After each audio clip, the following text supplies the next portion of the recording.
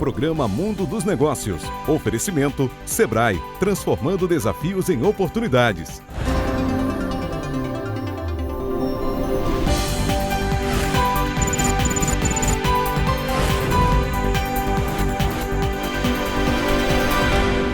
Olá, bom dia. Estamos começando agora mais um programa Mundo dos Negócios. Hoje eu vou conversar com um expert em comunicação, em relacionamento, em business, sobretudo em amizade. É uma pessoa que tem um talento diferenciado para se relacionar bem, para se comunicar bem, para apresentar as coisas com a força da vontade e da verdade que tem dentro dele e que ele faz disso o seu modus operandi profissional. Eu recebo aqui com muita satisfação um amigo querido, que é Luiz Henrique, que é uma figura bem conhecida, bastante conhecida, e ele atua no ramo de oratória com uma empresa chamada Vox2U. Recentemente fez um belíssimo evento chamado Vox Experience. Eu tive a satisfação de participar e de assistir, de ver o evento de uma forma geral, que foi muito legal. E lá no evento eu disse, Lula, vamos lá fazer um bate-papo no Mundo dos Negócios para que a gente possa transmitir para quem está na audiência com a gente toda a sua experiência e todo o seu estilo de fazer negócio, ou de bem fazer negócio. Porque o Mundo dos Negócios tem esse compromisso, estimular as pessoas a fazer negócio, a empreender, mas também de mostrar experiências de sucesso, experiências vitoriosas e experiências de vida capazes de gerar transformação social. Tudo que a gente faz aqui tem como propósito gerar transformação social. O que a gente quer é, através das experiências das pessoas, das empresas, dos empreendedores, mostrar que se você tiver uma linha reta, um comportamento decidido, o desejo de fazer as coisas de forma diferente, você chega lá. E chegando lá, você se realiza. Você melhora de vida, você cria condições para gerar mais conforto para você, para a sua família, para todos os seus. Foi por isso que eu chamei Luiz Henrique, para que a gente possa sempre trazer para você, que está na audiência com a gente, experiências diferenciadas. Lula, Luiz Henrique, muita satisfação em tê-lo aqui conosco. Puxa vida, com uma apresentação como essa, eu recebo e agradeço a sua gentileza e devolvo... Mas concorda com ela? Concordo, sim. A gente vive uma época em que a gente tem muita dificuldade em elogiar o outro e, ao ter dificuldade, a gente também tem dificuldade em receber.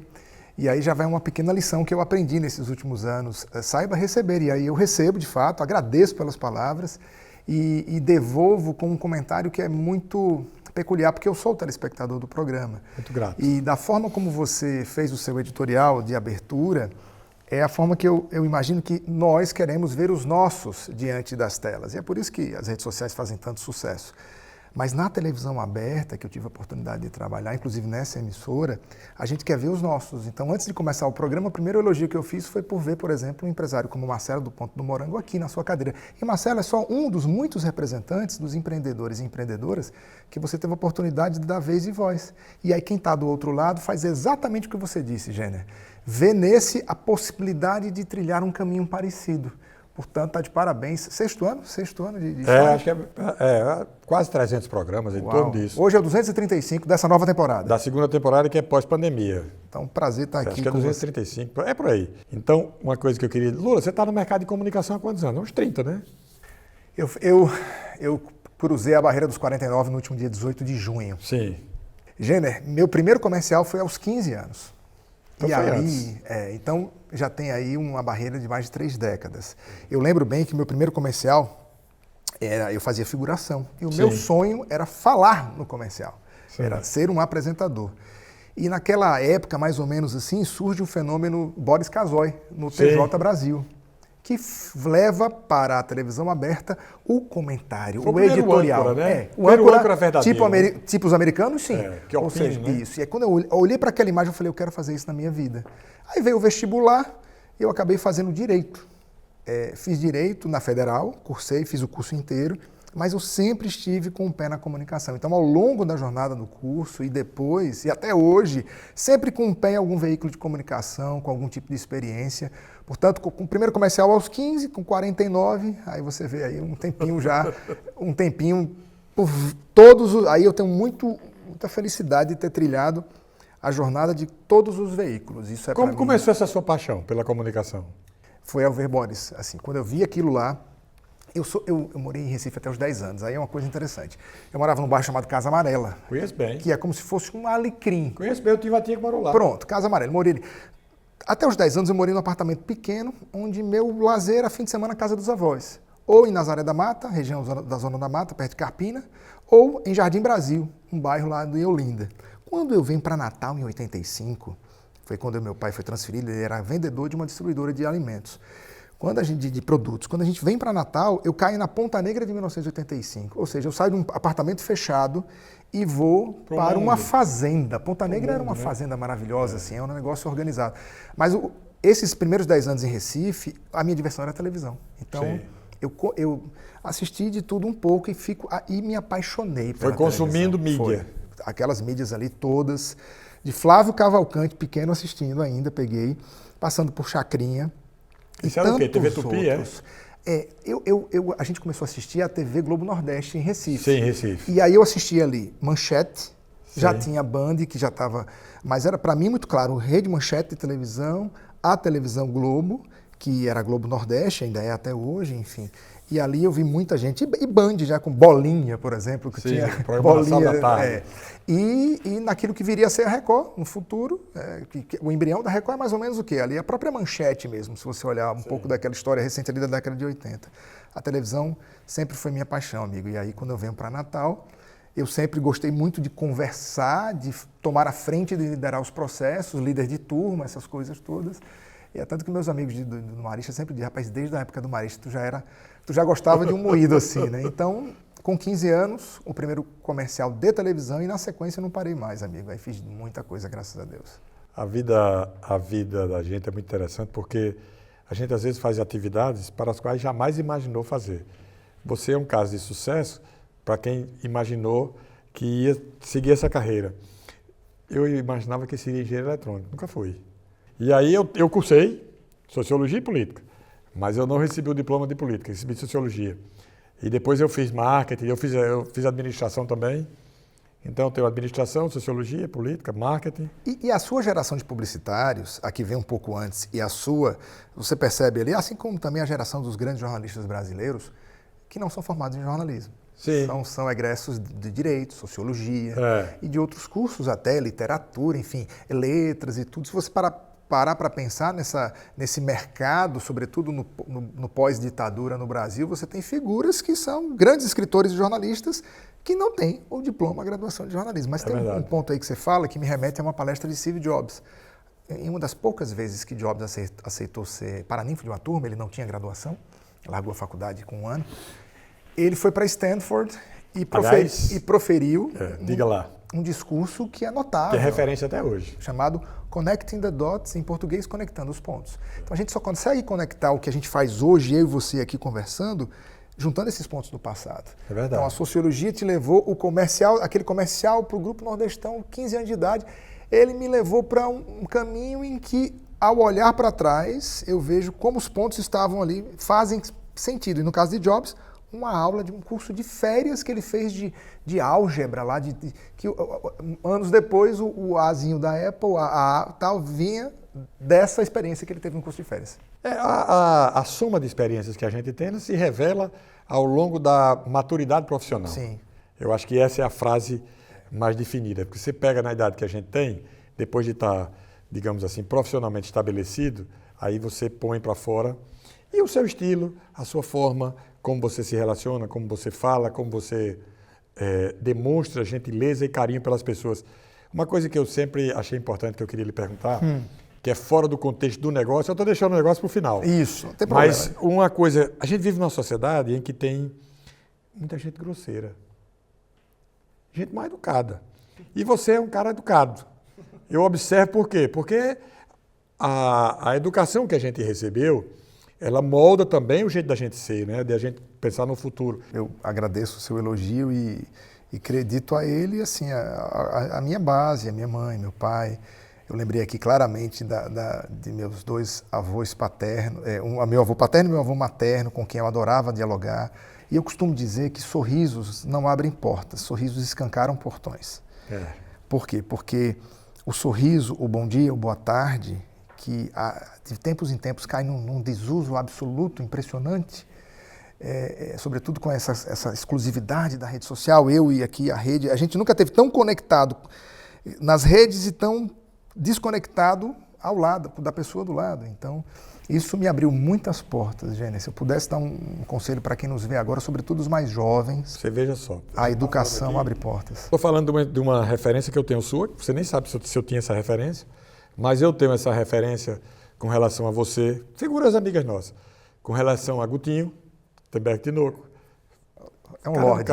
É um lorde. Com relação ao Onofre. Onofre, meu irmão de mães diferentes. Pois é, queridíssimo, né? Há um ditado que diz assim, quer conhecer a pessoa na sua essência, veja como ela trata a tiazinha do café, o garçom e o presidente da companhia. Se ela trata do mesmo jeito, aí você vê coerência, você vê sabedoria, você vê educação. Porque não adianta ser cordato com o dono da multinacional, que por um acaso você tem negócios, e destratar o auxiliar de serviços gerais, ou principalmente garçom. Garçom eu vejo... Eu faço uma amizade com garçom, acho ótimo. É possível fazer comunicação, uma boa comunicação, se a pessoa não tiver essa educação que nós estamos falando, se a pessoa não tiver essa gentileza com o tratamento dos outros. Eu vou deixar essa pergunta para a gente responder depois do intervalo. Daqui a pouco a gente volta, conversando aqui com Luiz Henrique. É bem rapidinho.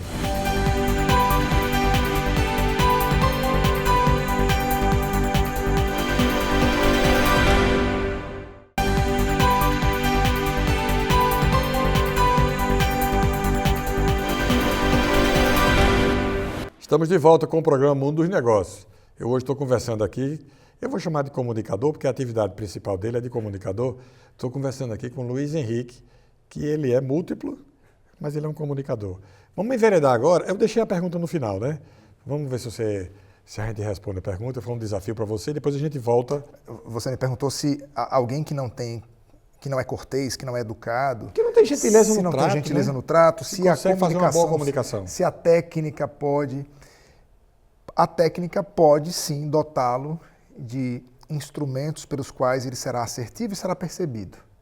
Mas talvez o grau de naturalidade e de autenticidade dele fique pelo caminho.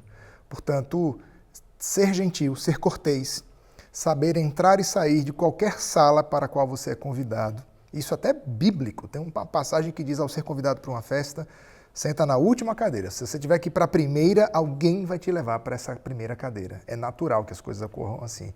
A técnica pode sim suplantar uma falta de cortesia e educação. Entretanto, num mundo em que a gente pede tanta autenticidade e naturalidade, talvez a sua percepção se perca pelo caminho. E outra coisa, a pessoa que tem esse tipo de comportamento, quando a gente está de longe, a gente nem percebe. Quanto mais se aproxima, mais ela se revela. E aí é um efeito contrário. Quanto mais você se aproxima, mais tem vontade de se afastar. Exatamente, é como se fosse um yin-yang, assim, um imã. Né? Você vê que é uma coisa rápida. Para mim, o maior elogio que um orador, comunicador, alguém que fala em público, seja mulher ou homem, pode receber é descer do palco ou desligar uma câmera como essa aqui e o outro chegar e dizer: Jenner, você é o mesmo que conversou comigo aqui diante de uma câmera. Sim. E é o mesmo numa reunião 1 a 1 ou diante de uma plateia de 100 pessoas. Perfeito. Ou seja, isso é o grande salário emocional de um comunicador, de uma comunicadora. E eu tenho a alegria de receber assim, e abraçar essa causa. E aí isso tem a ver com cortesia, fidalguia, elegância, educação. Isso é verdadeiro, né? Cada um se mostra como Pronto, acho que o resumo de tudo, ser quem você é no palco e nos bastidores. É muito bom. Vamos falar um pouquinho de business. Você enveredou pelo caminho do negócio, foi ser empresário. Como é que está a sua experiência Vox to You? A Vox tem 5 anos que cruzou a minha vida. Eu fui visto pelo Sérgio, que é o nosso franqueado, que é o sócio, Sérgio de Paula, que é o sócio majoritário das empresas. Sérgio, recém-transferido para cá, me viu num palco de um grande evento de Natal. E naquela ocasião, ele disse, poxa, podia chamar esse rapaz para ser professor. Ele pensava na época, finalzinho de 2019, em abrir a Vox. Por intermédio de um amigo nosso, Arthur Arruda, ele chegou até mim, tomamos um café, e na sequência, em fevereiro de 2020, amigo, eu estava certo para ser professor, aí veio a pandemia, e em agosto de 2020 começamos a jornada da Vox to You Natal, com uma unidade, 2 salas de aula e uma pequena recepção. E ali eu me tornei professor. Com 1 ano de negócio, por eu ser daqui, Sérgio não ser, acabou que muita gente vinculava meu nome, eu aparecia em todos os comerciais, falava e tal, papapá, disse, o seu curso, e eu fui me comportando como se dono fosse. Sim. E aí foi uma lição que eu acho que a pandemia nos herdou, Jânio, que é a do intraempreendedorismo. Sim. Que é o colaborador que está nos vendo agora, que pode e deve ter um comportamento de dono, inclusive com responsabilidades, e ser enxergado por isso. Foi o meu caso. Eu tinha um comportamento, eu não era o dono. Era proativo. Eu era proativo, eu me comportava, eu pau para toda a obra, estava sempre ali. E redescobri na Vox o meu propósito de vida, que é contribuir com a melhoria do processo de comunicação dos outros. Perfeito. Então, ao final de 1 ano e pouco, 2 anos, o Sérgio chegou e fez aquela pergunta, o que você quer da Vox? Eu falei, eu quero ser seu sócio, mas não tenho recursos hoje. A gente estava naquele pós-pandemia. Sim. Ele falou, tá bom, então vamos buscar outros.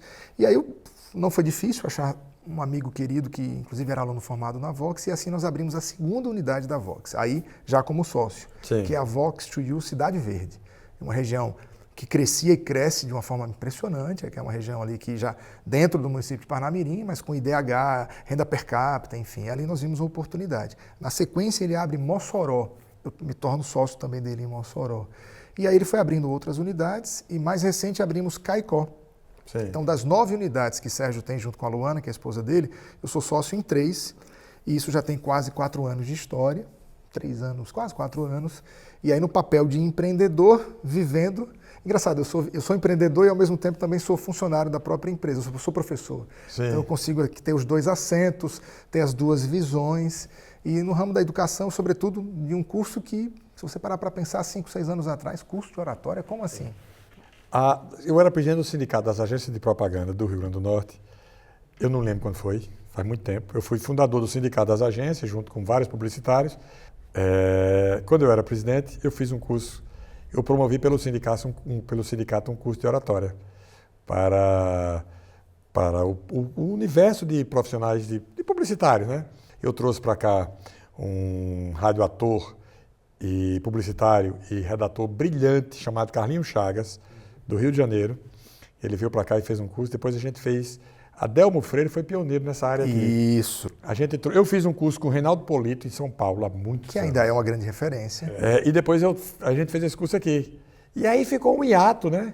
E aí, 20 e tantos anos depois, vocês fizeram a Vox to You, e pô, legal. Bacana você citar Adelmo e o mestre Polito, que continua na ativa e agora no mundo digital. Sim. Inclusive, Polito é o autor eu tenho um livro desse dele. tema, é o autor mais traduzido para outros idiomas. Ele tem Sim. dezenas de livros, quase todos traduzidos para mais de 15 idiomas. E Adelmo Freire, aqui eu mando um abraço, o mestre Abração Adelmo, para Freire. Que foi, de fato, a pessoa que no Rio Grande do Norte durante muitos anos fez isso. Foi. E assim como a gente, multifacetado, com acento em vários outros, né? Passou por TVs, hoje está na Associação Médica, inclusive lá com... em outros... O doutor Itamar Oliveira. Isso, exatamente. Então... E está lá na Rede Tropical, ele é comentarista na Rádio Mix. Grande Abel, mandar um abraço para ele, é uma grande referência. A Vox, Jenner, tem 10 anos de existência, uma franquia que surgiu no interior de São Paulo. Sim. Foi Sérgio quem fundou? Não, Sérgio ele é o 2º franqueado. Então sim. Imagina, 10 anos atrás, Sérgio comprar a 2ª franquia num tempo que não havia nada. Assim. O Luiz Fernando Câmara, que é o fundador da Vox, é um daqueles empreendedores que enxergam uma tendência anos antes que ela aconteça. Ele tinha um sonho e fundou a 1ª unidade, e depois vendeu a 2ª para o Sérgio, e hoje ele já passou do número de 200 franquias vendidas. Tem 200 no Brasil. A Vox a gente costuma dizer, e o Otaviano disse isso dias atrás aqui em Natal, é o novo inglês, é o novo curso de inglês. Se você para pensar. Boa. Essa frase eu acho muito bacana, é o novo curso de inglês. Otaviano deu um show, hein? Eu gostei muito da palestra dele, porque o que a gente gosta é de verdade, né? Ele se mostrou como ele é, ele deu um show, outra coisa. O improviso dele, ele fazendo as imitações, ele fazendo as coisas, e ele falando da dificuldade que ele teve na vida para subir, para chegar lá, porque é uma expressão nacional, está na televisão e tal. Foi uma palestra bacana, vocês estão... Foi um evento muito bacana, muito obrigado por tua presença, você deu super apoio para a gente através do seu programa de rádio. E o Otaviano, de fato, ele é um grande artista. E assim como é também o Luiz Fernando, que eu citei agora há pouco, porque... Imagina, 2015 é a primeira Vox, celebrou 10 anos agora. O Sérgio compra a 2ª unidade, abre em Araraquara e depois é transferido para Natal. Ele era funcionário da Petrobras. E aqui ele abre a sua 2ª unidade, e em paralelo com Indaiatuba também. Aí toda a história que ele trilhou, hoje nosso grupo tem 9 escolas Vox, inclusive 2 recém-compradas em João Pessoa. Tem uma em Campina Grande, né? Campina Grande é dele e ele vai abrir também no interior. Johan é sócio lá de Campina Grande. Isso, o Johan que é o nosso head de marketing. E eu aproveito o Johan para dizer uma coisa bacana, sabe, Jenner, que eu já vi que você já tratou aqui no seu programa, que é o tal do partnership. Sim. Eu me tornei sócio de Sérgio por partnership, ou seja, uma participação na empresa, colaborador que era. Pô. E na sequência, Sérgio deu início a um processo muito interessante. Então você tem o Wendel, que é a gerente de comercial, que tem partnership em uma das unidades. Você tem a Débora, que está agora na nova unidade que vai abrir no interior da Paraíba. Você tem o Johan, você tem eu. Então são histórias muito legais de ex-colaboradores que se tornaram sócios juntamente com outros sócios. E assim a gente tem contado a nossa história. E tem uma vantagem grande nesse caso, que quando você pega um colaborador que faz dele sócio, ele já tem a cultura do negócio. Total, ela é impregnada, amigo, é entronizada ali. Que a grande sacada, a grande dificuldade, sobretudo hoje, com o volume de informações que a gente recebe, é você ter a cultura específica do negócio.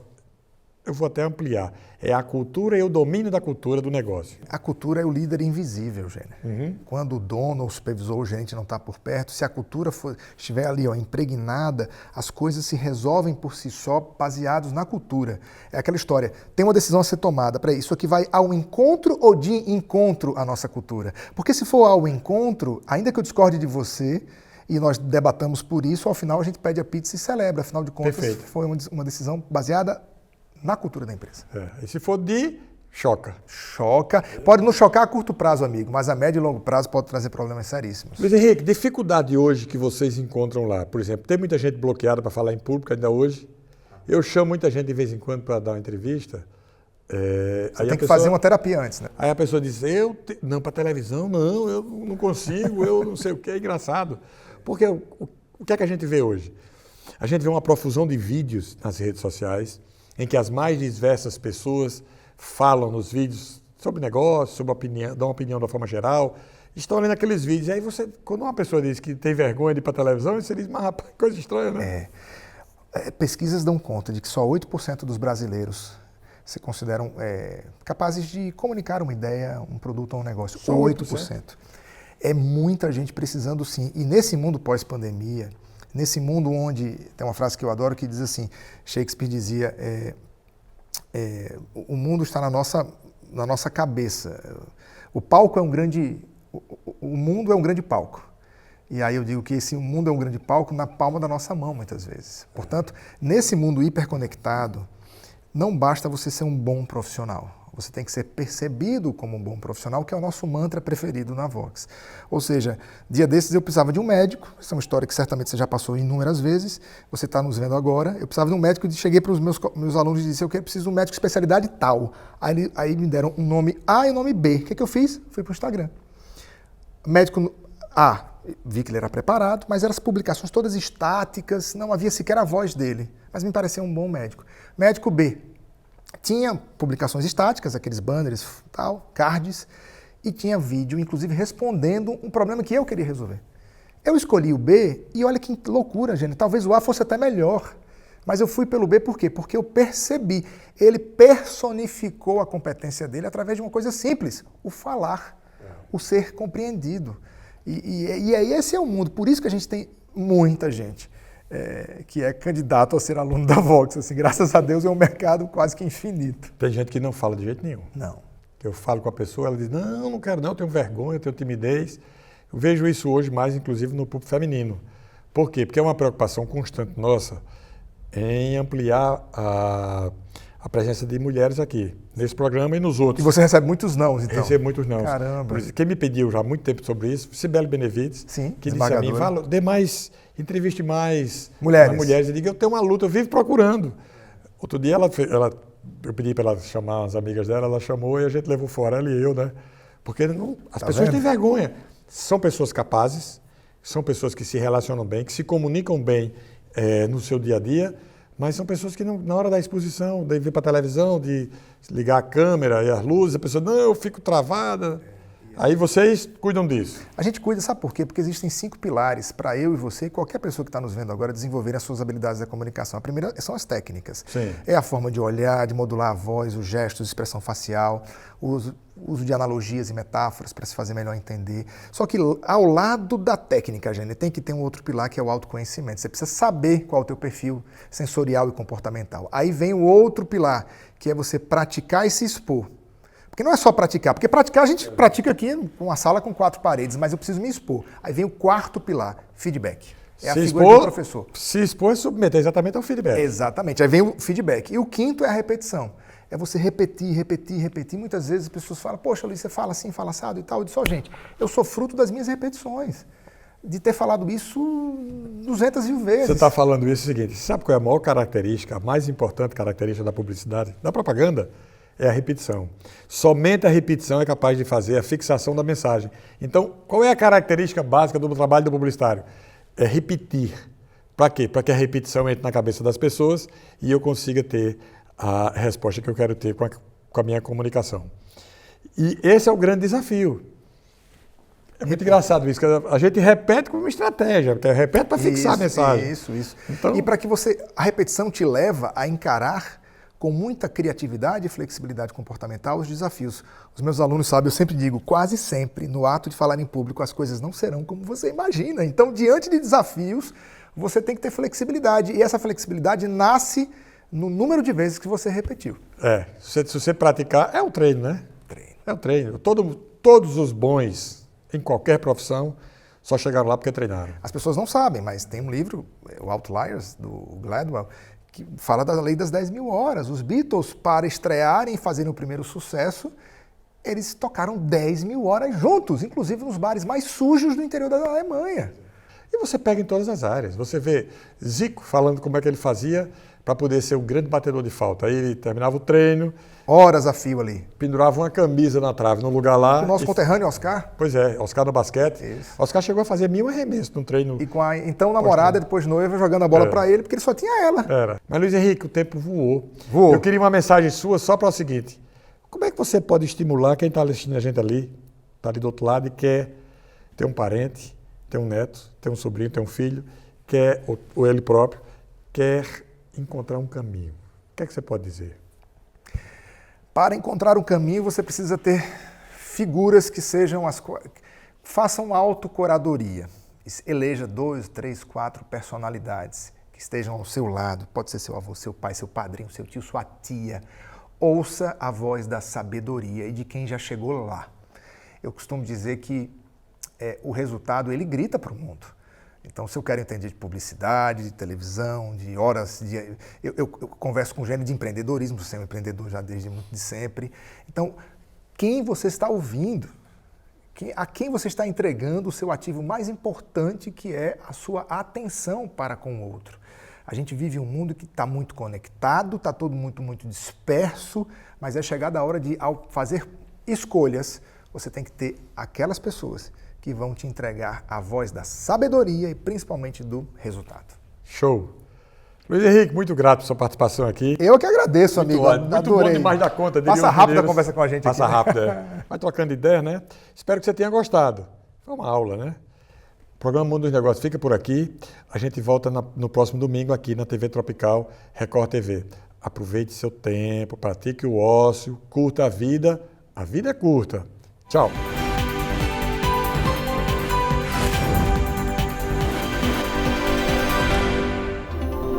Programa Mundo dos Negócios. Oferecimento Sebrae, transformando desafios em oportunidades.